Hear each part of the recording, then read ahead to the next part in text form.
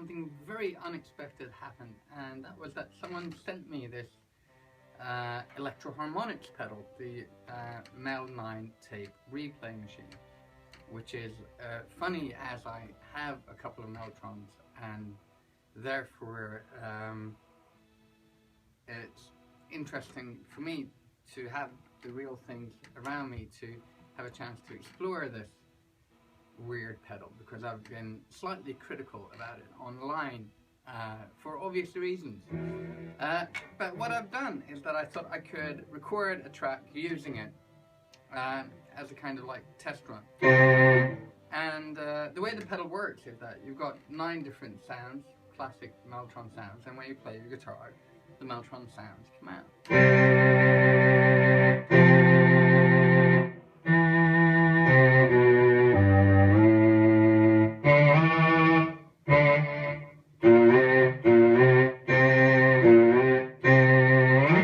Which would be hard to do on a Mellotron, by the way.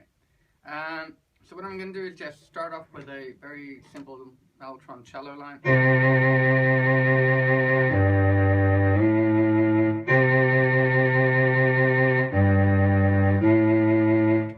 And take it from there. And what I've done so far, I've actually already recorded that, but I've taken the Volca beats and just done a very simple rhythm to have something to play along to. And then we'll take that out in the end, right? So.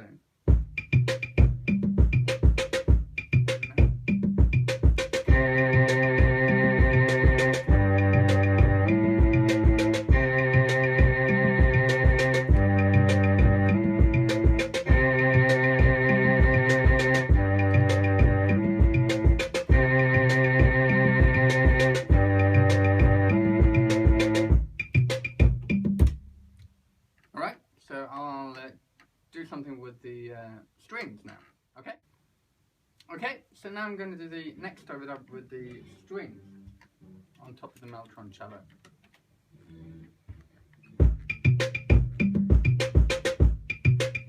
Start with the harmony thing.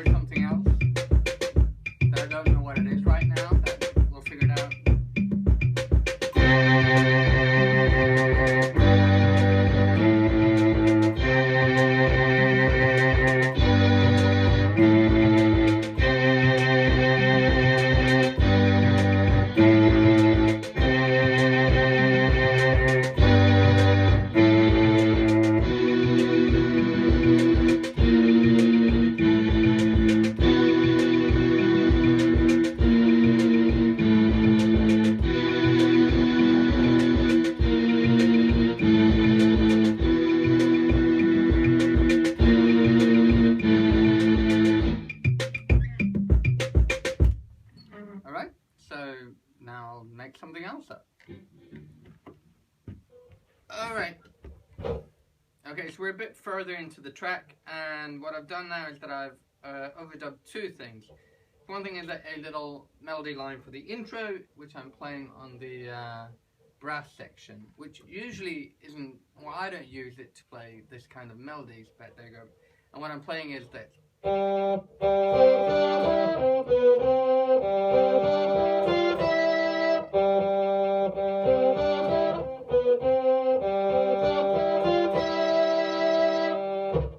Which comes a bit weird in context, which is always a good thing. The reason why I used the brass section was because it was the sound that cut through the best in comparison to the other sounds. So it was. I wouldn't have chosen the brass section on a real Mellotron for this, but okay, here we go.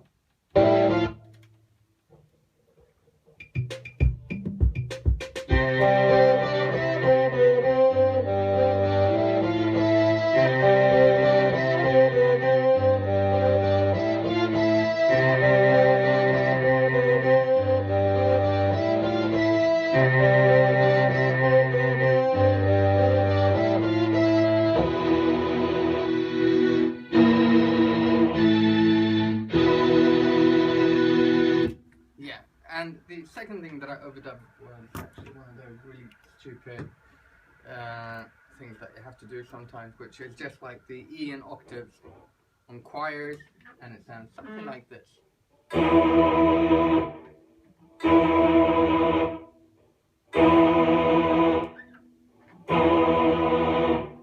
Which works pretty nice in the next section.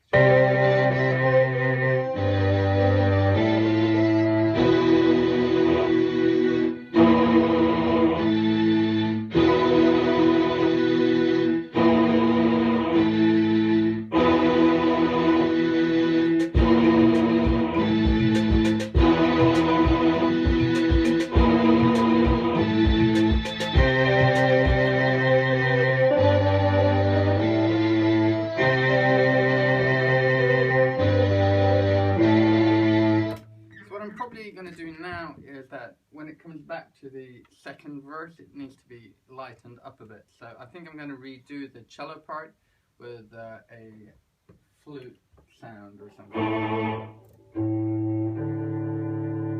This is the clarinet, which sounds a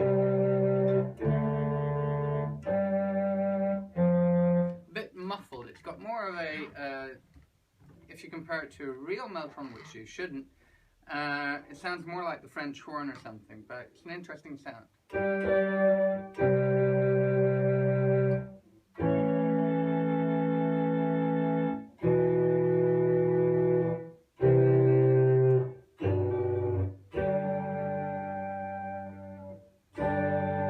wow.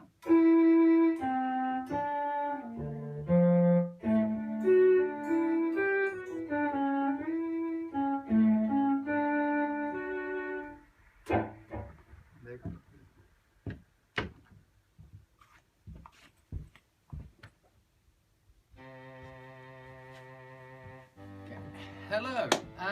So today I had finally a chance to work a bit with the Mel9 Electro-Harmonix pedal, and so as you probably know by now, I recorded a song using only the sounds from the Mel9 pedal. And what I've realized, I had to do this video a couple of times because I realized that I think in my criticisms or the way I viewed the pedal, there was something really faulty in that. And the faulty thing is the fact that there's a M400 right there, and there's an M4000D right there, and there's an M400 there, and there's a Chamberlain out there. This pedal isn't really built for me and for what I do. So, because if I want to use the Mark II brass section, I'll pop in that tape frame and I'll use that.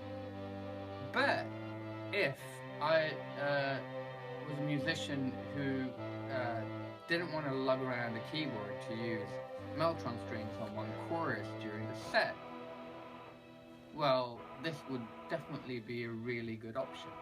Because when I'm listening to the sounds, I realize that, I mean, all the string sounds sound great. The flute, clarinet, and saxophone are a bit muddy, but on the other hand, they're probably not the first-hand choice of musicians. The brass section is pretty good, as you'll hear on the track, or have already heard, and the choirs are okay for what they are. I mean, the high choir is the Chamberlain solo female voice, I think, and the low choir is the 8 voice or male choir. So, considering how much one of these weigh and what this does, it's actually a really good deal. And then it's the other discussion. What will I be using it for?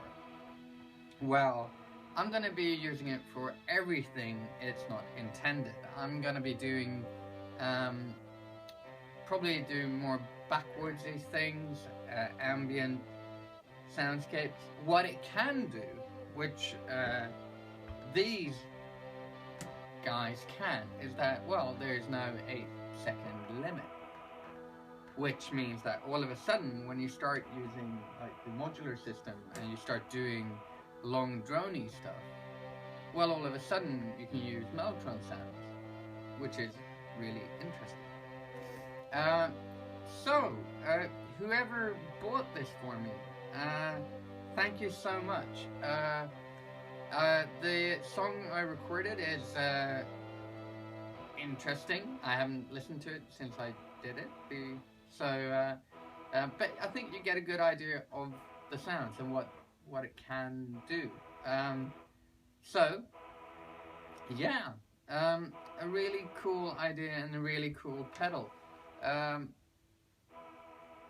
Yeah, so there we go. I hope you like the song, for whatever it is. But once again, thank you so much, whoever sent it to me.